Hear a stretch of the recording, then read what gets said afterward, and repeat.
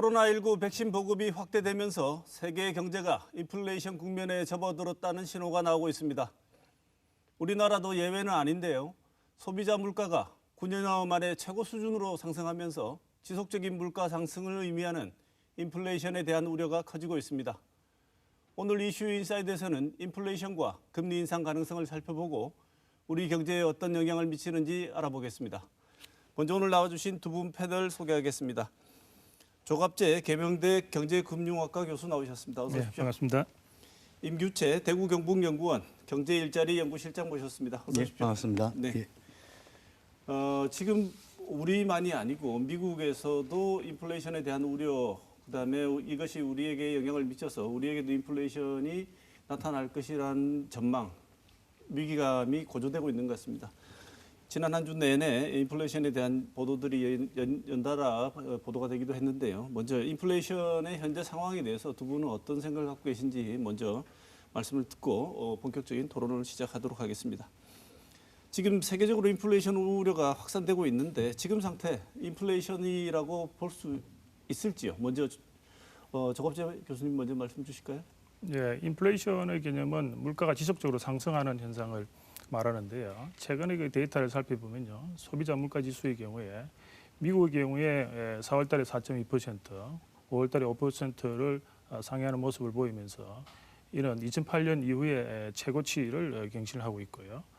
시장의 그 기대치를 훨씬 상회하는 수준이라고 할 수 있겠습니다.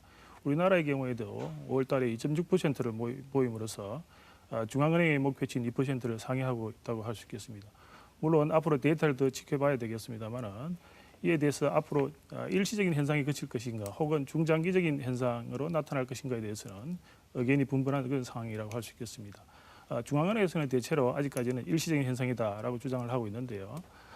그 원인으로는 기저효과, 작년에 너무 인플레이션 상승률이 낮았기 때문에 올해 좀 높게 나타나는 그런 측면, 그리고 단기적인 유가 상승 이런 것들에 기인한다고 주장하는 것이고요. 중장기적인 현상이라고 보는 시각은 유동성이 상당히 빠르게 최근에 증가하고 있다. 네. 그리고 경기 회복에 발맞춰서 소비 투자 같은 그런 수요가 상당히 증가하는 데 기인한다라는 주장에 근거를 하고 있습니다. 네. 하지만 최근에 유동성의 경우에 살펴보게 되면은 우리나라의 경우에 지금 4월달 들어서 상당히 빠른 속도로 증가를 하고 있습니다. M2를 가지고 M2는 이제 광의의 통화 지표라고 할 수 있겠는데요. 네. 유동성을 측정을 하게 되겠는데요. 10% 이상 상승하는 모습을 보이고 있습니다. 이는 2009년 이래로 최고치를 경신하고 있고, 물론 약간 일시적인 그러한 특성을 우리 감안한다 하더라도 심상치 않은 모습을 보이고 있기 때문에 저는 개인적으로 인플레이션에 진입한 게 아닌가 이렇게 생각을 하고 있습니다. 네. 기저효과라든지 단기적인 유동성 확대 정도로 나타날 수 있는 게 아니고 전체적으로 볼 때 9년 만에 나타난 이런 상승은 인플레이션이 시작된 것으로 보아야 하지 않겠는가 이런 의견을 주셨습니다. 임 박사님 어떻게 보십니까? 예. 일단은 당장에 심각한 수준의 인플레이션이다 이렇게 보기는 조금 기다려봐야 될 것 같고요. 네. 일단 문제가 뭐냐면 유가나 농산물이라든가 아니면 원자재 중심으로 이렇게 가격이 올라가고 있는 이런 부분들이 조금 문제입니다. 네. 공급 측면에서 이제 물가를 이제 견인하는 그런 역할을 하고 있는데요. 그래서 최근에 보면은 이게 이제 가게에서 이제 주로 소비하는, 그러니까 코로나19로 인해서 이제 이제 집에서 이렇게 생활하는 경우가 많다 보니까 여러 가지 이제 소비재들이 이제 소비가 많이 되지 않습니까? 네. 이런 품목을 중심으로 또 이제 가격이 올라가는 그것도 사실은 문제가 될 것 같고요. 그래서 지금 당장의 문제는 인플레이션이다, 심각하다 이렇게 진단하기보다는 인플레이션은 맞는데 앞으로 향후 이게 어떤 방향으로 진행될지는 조금 두고 봐야 되겠다. 아마 제 생각으로는 향후에도 이런 물가 상승 기조가 당분간은 지속될 것으로 이렇게 봅니다. 네. 이제 과거에 그 금융위기라든가 IMF 시기에도 이렇게 사실 보면은 이런 큰 외부적인 어떤 충격이 있었을 때 일시적으로 물가가 급등하는 그런 현상이 있었습니다. 그래서 저희들이 데이터를 한번 찾아봤는데요. 네. 그 외환 위기 직후에 최고 9.5%까지 올랐습니다. 네. 그리고 금융위기 직후에는 6.5%까지 올랐거든요. 그리고 지금 최근에 보면은 그 0% 물가를 지속하지만은 지금 2.6%, 2.7% 이 부분은 0%보다는 많지만은 사실은 한 10년 전에 그 한국은행의 목표 물가인 3%보다는 수준이 좀 낮습니다. 네. 뭐 최근에 2% 아까 교수님 말씀하셨던 2%이긴 하지만은 이제 그런 부분이 있기 때문에 당분간은 한 12개월 정도, 그러니까 한 1년 정도는 이런 물가 상승세가 지속되지 않을까. 그러니까 단기적인 인플레이션이다 이렇게 볼 수 있는데 향후에는 정부 정책이라든가 이 한국은행 이제 금융권의 금융 정책이 어떤 식으로 가느냐에 따라서 달라질 것으로 봅니다. 네. 역설적으로 얘기하자면 이런 지금 벌어지고 있는 정도의 인플레는 어쩌면 예측이 되었고 미리 이런 정도의 효과가 나타날 것이라고 예측했던 정도의 인플레이션이라고 볼 수 있습니까? 예, 그렇습니다. 이미 그 인플레이션 문제는 이제 작년 하반기부터 이제 인플레이션 문제가 언급이 됐거든요. 네. 언급이 됐는데 문제는 이 소비자 물가 상승률이 뭐 일상적으로 어떤 수준에서 뭐 예를 들어 2% 수준에서 이게 뭐 상승하거나 하락하거나 이런 기조를 보였으면 네. 모르겠는데 그동안 꾸준히 저물가 기조를 유지했었거든요. 네. 0%대 저물가 기조를 유지했었고 이게 지금 9년 1개월째입니까? 이렇게 계속해서 저물가 유지해오다가 갑자기 이렇게 코로나19의 어떤 기저 효과라고 그러지 않습니까? 네. 이제 이걸로 인해서 이제 올라가는 이런 물가 상승하는 그런 부분들을 보고 이제 우려하는 것이 큰데요. 5월 달에 보면은 대구가 2.9% 올랐습니다. 네. 그 0.8%, 6% 이렇게 하다가 2.9%까지 올랐고요. 경북이 2.8%. 근데 지역만 이렇게 봤을 때는 전국보다도 조금 더 물가 상승세가 조금 더 높은 네. 그런 성향이 조금 있습니다. 그리고 조금 전에도 말씀드렸습니다만은 이 물가가 농산물이라든가 이런 생활 물가 쪽으로 오는 게 이게 실제로 서민 가게에 네. 굉장히 큰 충격이 될 것이다 이렇게 보고 있거든요. 네. 여기에 대해서 문제가 되는 게 뭐냐면은 소비자 물가뿐만 아니고 생산자 물가, 수출입 물가까지 같이 동반 상승하고 있다. 네. 이게서 지금 더 큰 문제가 될 수 있다 이렇게 네. 보거든요. 여기에 추가적으로 한 가지 더 말씀을 드리면은 네. 그 오쿤의 법칙이라 해가지고 그 물가 상승률과 실업률을 합쳐서 경제 고통 지수를 보통 우리가 산출을 합니다. 네. 이게 딱 정해져 있는 그런 모델인데요. 여기 보면은 경제 고통 지수가 최근에 그 많이 올랐습니다. 이게 대구가 보면 2012년 2월에 7.7이었거든요. 네. 이제 이후에 최고치인 지금 그 이번 달에요 7.4까지 올랐습니다. 네. 굉장히 높은 수준이거든요. 경북은 2017년 2월에 일시적으로 한 7.0 정도 올랐다가 그 2011년 8월 이후부터 거의 낮은 수준을 유지하다가 이번 달에 6.8까지 올라왔습니다. 네. 그럼 결국은 이 물가 수준이 어떤 지역의 경제 고통이라든가 이런 부분들에 굉장히 영향을 크게 미치고 있다 이렇게 볼 수가 있겠습니다. 네, 지금 그 임 박사님 말씀하신 것처럼 장바구니 물가가 지금 많이 올랐다고 했는데 여기 국제 유가도 상당히 많이 오른 걸로 알고 있습니다. 지금 코로나19가 있을 때 유가가 워낙 떨어졌기 때문에 발생하는 기저 효과라고 볼 수 있을까요? 아니면 다른 원인이 더 추가적으로 얘기될 수 있을까요? 네, 맞습니다. 국제 유가가 상당히 오른 측면이 있습니다. 원래 1, 4분기에 이제 이 유가가 한 18% 정도 작년 전년 동기 대비 오른 측면이 있고요. 4, 5월 달에는 가파르게 상승했습니다. 140% 가까이 전년 동기 대비 오른 측면이 있고요. 원자재 가격이 한 28% 정도 원래 1, 4분기 상승을 하고 4, 5월에 들어서는 원자재 가격이 한 50% 가까이 상승하는 그런 모습을 보이는데 그런데 이 중앙은행에서 근원 인플레이션이라 해가지고 이런 유가와 이러한 그 에너지 가격을 제외한 그 물가를 산출하게 되는데요. 그걸 보게 되면은 2019년, 2020년에 걸쳐서 0%대를 보이고 있다가 올해 들어서 1%를 훨씬 상회하는 네. 모습을 보이고 있습니다. 네. 그래서 최근의 물가 상승을 단순히 유가 상승에 기인하는 걸로만 보기에는 상당히 어려운 그런 측면이 있고요. 물론 네. 이제 기저 효과는 어느 정도 있을 수밖에 없는 그런 것이라고 볼 수 있겠습니다. 그래서 아까 말씀드렸듯이 유동성 측면 그리고 경기가 점진적인 회복됨에 따라서 소비 투자 활성화에 따른 수요의 상승과 맞물린 그런 측면도 우리가 같이 고려를 해야 된다 이렇게 생각을 하고 있습니다. 네. 교수님, 지금 인플레이션이 등장하게 되면 우리한테 어떤 악영향이 있길래 이렇게 전부 다 조심을 해야 한다고 경고를 하고 있을까요?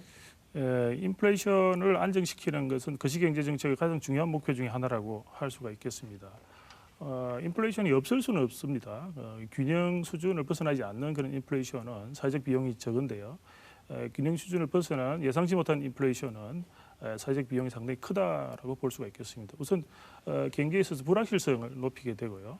불확실성을 높이게 되면 장기적인 생산적인 투자가 어렵게 되죠. 그리고 장기적으로 돈을 안 빌려주려고 하고 장기적인 자금 조달이 어려워지고 그러다 네. 보니까 비생산적인 그런 부동산 쪽으로 자금이 몰린다든지 이런 안정적인 쪽으로 이제 안전자산 위주로 투자를 하려는 그런 경향이 있을 수가 있죠. 그리고 불안 심리가 확대되다 보니까 기대 인플레이션이 높아질 수가 있습니다. 네. 기대 인플레이션이 높아지게 되면 임금 상승을 요구하게 되고요. 임금 상승 와중에 이제 파업이라든지 이런 문제가 있을 수가 있고 임금 상승이 되게 되면 생산 비용을 자연히 상승시키게 되고 그것은 고용을 위축시키고 그리고 이 이자율을 상승시킴에 따라서 소비 투자가 위축이 되고 그리고 물가가 올라간다는 것은 돈의 가치가 그만큼 떨어진다는 것을 의미하거든요. 네. 그래서 외국인 투자자 입장에서 봤을 때 외국인 투자자가 이탈하는 자본 이탈 현상, 그래서 금리 시장을 상당히 불안하게 만드는 그런 부분이 있기 때문에 인플레이션을 안정시키는 것은 그 시경제 정책에서 아주 기본이 되면서도 아주 중요한 그런 부분이다 이렇게 볼 수가 있겠습니다. 네. 지금 조 교수님 말씀 들으면 인플레이션이 본격화되면 우리 삶의 전반에서 다 그 삶의 안정성이 흔들린다는 말씀으로 들리는데요.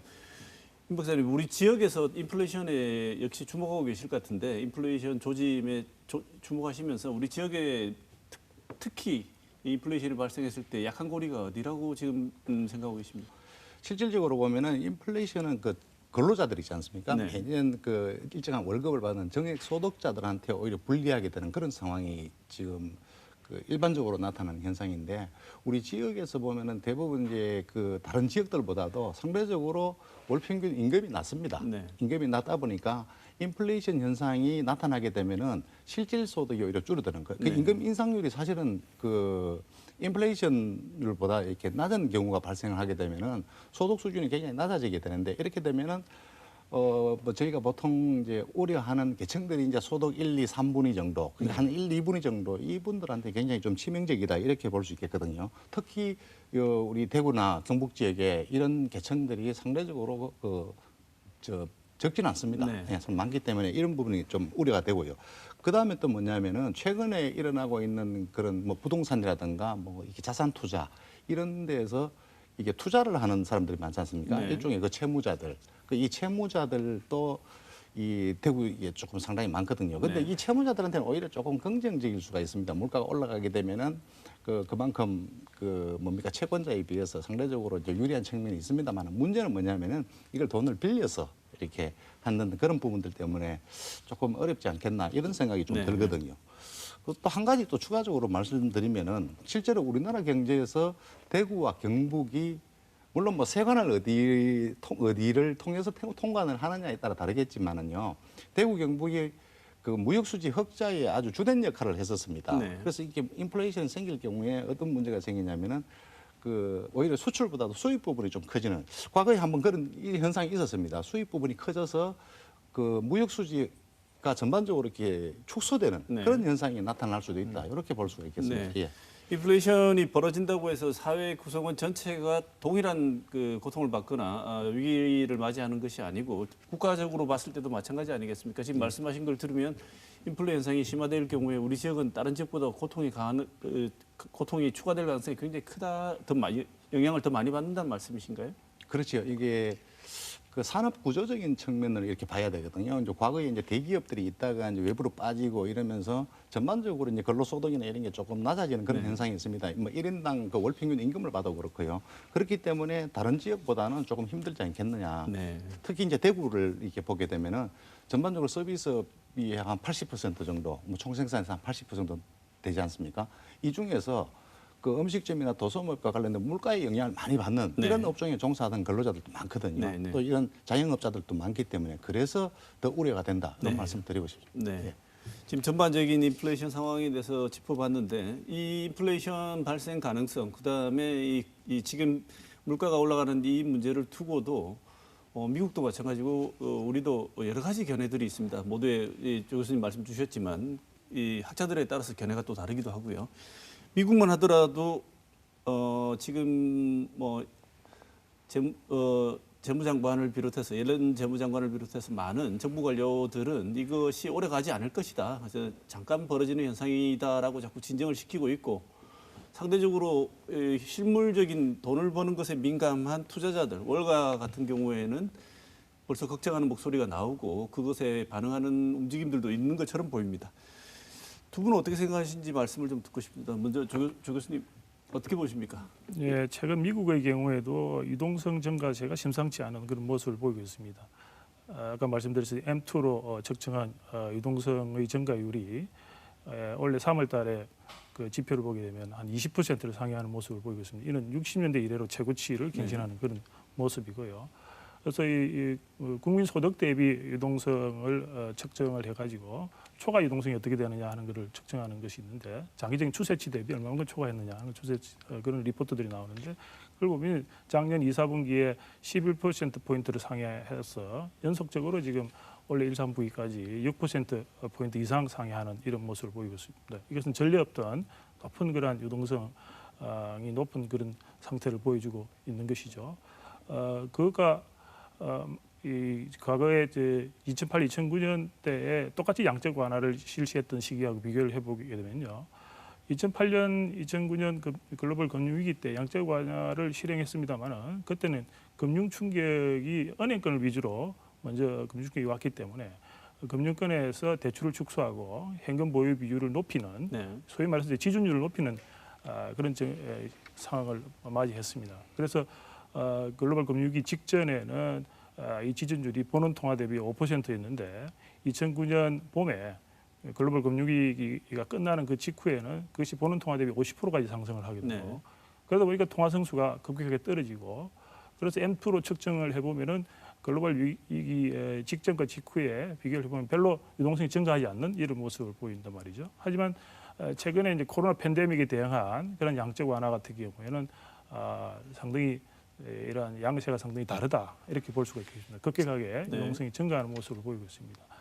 예, 아울러서 지금 바이든 행정부에서 두 차례에 걸쳐서 대규모 재정 부양 정책을 실행을 하고 있고요.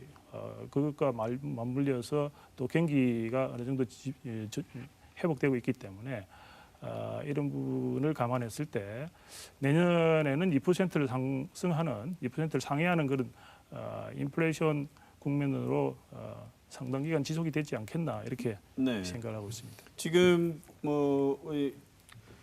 정 교수님 말씀은 예전과는 양태가 다르다 이렇게 말씀을 주셨는데 실제로 지금 미국이 재정을 갖다 푼 걸 보면 거의 정말 목에 차오를 만큼 현금을 풀지 않았습니까? 그런데도 불구하고 이게 끝난 게 아니고 지금도 앞으로 남아있는 실탄을 더 쏟아붓겠다고 지금 대기하고 있는 금액이 거의 4조 가까이 4조 달러죠. 그러니까 우리 돈으로는 정말 어마어마한 돈을 지금 또 더 풀겠다고 하고 있기 때문에 지금 보이는 거는 이전에 코로나 이전 수준을 회복하는 데 수반될 수밖에 없는 단기적인 어떤 인플레 현상이고 장기적으로는 괜찮다고 자꾸 안심을 시키는 데는 이유가 있을 것 같은데 그 이유는 뭡니까?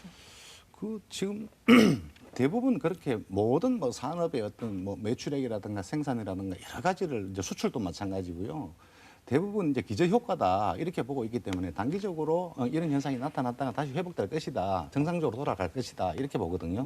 수출도 기저 효과를 좀 판단을 잘못하는 것 같아요. 최대의 호황을 누리고 있다 이런 얘기하지만은 이런 부분들도 보면 양극화돼 있잖아요. IT 부분에 서 서로 양극화되는 이런 부분들을 전부 다 간과하고 총량만 보니까 이런 게 생기는 건데 이 물가도 역시 마찬가지로 아까 조금 전에 말씀하셨던 그 교수님 말씀하셨던 그 첫 번째 그 요인이 어떤 그 유동성이 너무 많이 공급이 됐다. 그런데도 불구하고 문제가 뭐냐면은 정부가 지금 2차 추경까지 합쳐서 계속해서 시장에다가 유동성 공급을 하고 있거든요. 이런 부분들하고 또 지금 현재 기존에 올라 있던 어떤 물가 수준이 과거에 너무 낮아 있었기 때문에 이건 정상적인 수준이라고 생각하면 약간 이 물가 정책에도 약간은 안일한 생각을 가지고 있지 않나 이런 생각을 좀 해보거든요. 경각심이 덜하다. 예, 그렇게 그게 조금 덜하다는 이런 좀 우려가 있습니다, 사실은. 예. 우리 임 박사님은 정부가 너무 안일하게 판단하는 거 아니냐, 경각심이 덜하다고 보고 계신데 어떻게 보십니까? 예, 저도 경각심을 가질 필요가 있다 이렇게 기본적으로 생각을 하는데요. 최근에 이제 우리 경제는 점진적으로 상승하고 있는 것은 맞습니다. 작년에 경제 성장률이 마이너스 0.9%에서 올해 한 4%로 예상이 되고 있고요. 소비가 올해 1, 4분기 한 1.2%, 이제 투자의 경우에 한 12% 정도 상승하는 것으로 나타나고 있고 수출도 한 전년 동기 대비 한 6% 정도 상승하는 것으로 나타나고 있습니다. 그런데 문제는 고용이 아직까지 상당히 부진한 그런 모습을 보이고 있죠. 그래서 실망 실업자라든지 파타임을 다 고려를 하는 일종의 체감 실업률이라고 할 수 있는 고용 보조 지표를 활용해서 살펴보게 되면 15%, 6% 이렇게 나타나고 있거든요. 작년보다 오히려 다소 높은 이런 네. 모습을 보이고 있습니다. 물론 이제 고용의 경우에 점진적으로 시차를 두고 나타나는 그런 경향이 있습니다만은 거기다가 가계부채가 뭐 1,800조에 이르는 요즘은 조금 가계부채 증가세에 주춤하고 있습니다만 상당히 부담이 되고 네. 있고요. 그렇기 때문에 그런 측면에 있어서 여전히 경기 회복을 위해서 재정을 투입을 하는 그런 부분이라고 볼 수 있겠습니다. 하지만 아까 말씀드렸듯이 유동성 부분과 또 이 생산 비용 측면에 있어서 유가뿐만 아니라 임금도 지금 상승을 하고 있습니다. 네. 1, 4분기에 보게 되면은 지금 4.4% 훨씬 상회하는 그런 모습을 보이고 있거든요. 이미 시장에서는 사람들이 기대 인플레이션이 높아지고 임금 상승률이 높아지고 있다는 네. 그런 것을 반증한다고 볼 수가 있겠습니다. 지금 말씀하신 내용을 보면 상당히 경각심을 가지고 조심을 해야 될 것 같은데 임 박사님도 지적하셨지만 정부는 이 와중에 20에서 30조 규모의 2차 추경 더 투입하겠다고 이렇게 얘기하고 있습니다. 이 일반적으로 볼 때는 줄여야 되는데 더 추가로 투입한다고 한다면 지금 기존에 있는 글로벌 유동성이 과도한 데다가 물가도 올라가고 해서 여러 가지 위기 요인이 있는데 인플레이션 우려가 오히려 더 크게 만드는 요인으로 작동하지 않을까라는 우려들도 있는데 어떻게 보십니까? 예, 맞습니다. 1차 추경 3월 달에 이제 국회를 통과한 거기에다가 2차로 지금 추석 전에 아마 좀 소비를 활성화시키고자 하는 목적으로 아마 7월 달 정도의 추경을 편성할 것 같은데요. 그렇게 되면은 정부 소비를 더욱더 죽일 것이고요. 그렇게 되면은 이미 시장에서 기대 인플레이션이 지금 2% 이상 높아진 상황인데 더욱더 기대 인플레이션이 높이고 걱정되는 것이 임금을 더욱더 상승하는 쪽으로 가지 않겠느냐 네. 하는 그런 우려가 네. 나타나고 있습니다. 이게 예.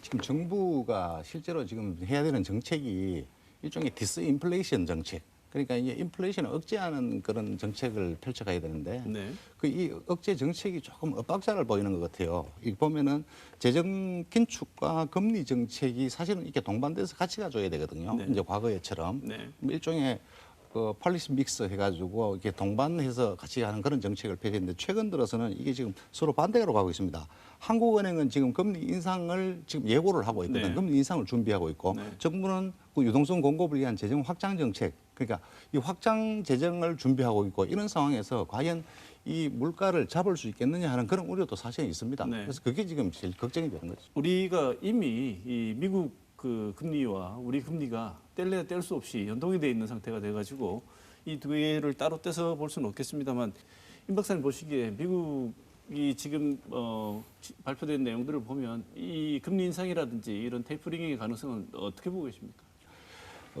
미국 같은 유동성 공급이 지금 이 유동성 공급 중에서 아까 교수님도 말씀하셨던 그 M2가 아니고요. M1 부분입니다. 실제로 자산을 바로 이제 현금화되어 있는 이 부분들이 미국이 수직 상승하는 그런 그 시중에서 공급되는 게 네. 그런 현상이 나타나기 때문에 이 테이퍼링 정책이 뭐 예고는 그렇게 했습니다만은 언제 이 정책을 이제 시행할지 모르거든요. 그 한 가지 예고로 보면은 미국이 작년에 그러니까 2020년에 매입했던 그 기업 신용기구를 통해서 매입했던 회사채 있지 않습니까? 이 부분도 연말까지 전부 다 매각할 것이다. 이렇게 이미 발표를 했습니다. 네. 그럼에도 불구하고 지금 2023년까지 뭐 연장을 하겠다, 뭐 테이퍼링 얘기는 하지 않겠다 이런 얘기를 했습니다만은 실제로는 경제 상황이나 이런 상황이 바뀌면은 이런 정책들은 언제든지 이게 바꿀 수가 있으니까 네. 가능성은 충분히 있다. 여전히 그렇게 봅니다. 있다? 여전히 있습니다. 예. 그럼 한국은행 금리 인상 가능성 언제쯤 금리 인상을 실시하고 얼마나 할 것 같습니까? 한국은행은 지금 5월 달에 지금 발표한 것을 보게 되면은 어느 정도 금리 인상에 대해서 시간을 지금 제시를 하고 있는 네. 그런 모습을 보이고 있습니다. 물론 한국은행이 이제 기준금리를 조절하는 것 외에 국고채를 단순 매입하는 방식으로 물론 이제 미국의 양적 완화하는 쪽 개념이 다릅니다만 금리를 건드리지 않으면서 통화량을 조절하는 그런 부분에 있어서 올 상반기에 5조에서 7조 정도 이 코로나에 대응을 해서 지금 집행을 하고 있는 그런 상황이죠. 그래서 그런 부분이기 때문에 금리를 한 25bp에서 50bp 올린다 하더라도 뭐 크게 올라가는 것이 아니다. 이렇게 중앙은행에서는 이미 선반영돼 있기 때문에 그런 단순 매입 정책에 의해 가지고 선반영돼 있기 때문에 그렇다라고 주장을 하고 있고요. 또한 지금 시장 금리하고 인플레이션하고 여기 비교를 해보면 실질 금리가 사실상 마이너스거든요. 네. 마이너스라는 것은 통화 정책 기조가 여전히 완화적인 측면이 있다라고 볼 수 있을 때 중앙은행은 금리를 올릴 수 있는 그 여력이 있다라고 볼 수 있겠고요. 그래서 빠르면 3분기에도 25bp에서 50bp까지 올릴 가능성을 배제할 수 없다 이렇게 저는 생각을 네. 하고 있습니다. 실질적으로는 마이너스 금리처럼 보이지만 그래도 지금 부동산 빚을 내서 사고 연끌 B2 뭐 하신 분들이 있습니다. 실제로 지금 뭐 젊은 세대를 비롯해서 많은 분들이 증권 시장에 들어가 계시고 여러 가지 다양한 금리가 너무 싸가지고 융자를 내서 하시는 분들이 있는데 실질적으로 조금이라도 금리가 올라가게 되면 영향을 받지 않겠습니까? 이 부동산 시장에 어떤 부동산 그다음에 증권 시장에 어떤 영향을 미칠지 임 박사님 말씀 좀 주시죠. 일단은 이제 금리 인상 부분이 이제 우리가 좀 주의해야 될 게 뭐냐면은 그 물가를 잡기 위해서 이제 금리를 인상시킨다 네. 이런 정책을 하게 되면은 기존에 있던 우리 가계 부채나 뭐 기업 부채, 뭐 정부 부채도 마찬가지지만 이 부채를 먼저 생각해야 되거든요. 가계, 기업, 정부 이 세 가지 경제 주체의 그 부채가 지금 거의 한 6천조 가까이 이렇게 됩니다. 네. 그래서 이렇게 되다 보면은 이런 부분들이 실제로 아까 말씀하셨던 뭐 B2 연끌 이런 부분에 바로 직접 영향을 미치게 돼 있거든요. 그래서 보면은 그 지금 현재 M2가 약 한 3,313조 원쯤 되더라고요. 네. 여기에 비해서 지금 500조 정도가 더 작년에 2019년 비해서 지금 더 추가가 됐거든요. 그렇다 보면은 이 나와 있던 이 돈들이 전부 어디로 가냐면 실물 경제로 가는 게 아니고 전부 다 이제 그 자산 시장 그러니까 일종의 투자죠. 좋은 말로 투자고 실질적으로 어떤 투기성 뭐 이렇게 볼 수도 있거든요. 네. 이런 쪽으로 가다 보면은 그 여러 가지 이제 소비의 제약을 또 줄 수도 있고요. 그 이 소비 제약이나 이런 것들로 인해서 소득 부분에서도 어느 정도 양극화를 가져올 수 있다 이렇게 네. 보거든요. 아까 앞전에 제가 말씀드렸던 그 소득 1에서 2분위 또 3분위까지 이제 최근 들어서는 포함이 돼가지고 뭐 K자형 뭐 이게 우리 양극화 얘기하지 않습니까? 네. 이런 부분들까지 실질적으로 영향을 미쳐서 소비도 양극화시키고 소득도 양극화시키는 그런 현상들이 이런 그 B2 연끌 이런 것 같이 연관돼 가지고 동시에 나타나는 그런 부정적인 현상이 있을 수 있다 이렇게 네. 말씀을 드리고요. 또 부동산 시장에는 뭐냐면은 이게 공급 물량이 지금 증가하고 있지 않습니까? 네. 공급 물량이 증가한다는 건 두 가지로 볼 수 있는데요. 하나는 시중에 기존에 있던 주택이 이제 그 주택을 매도하는 그런 공급이 있고 하나는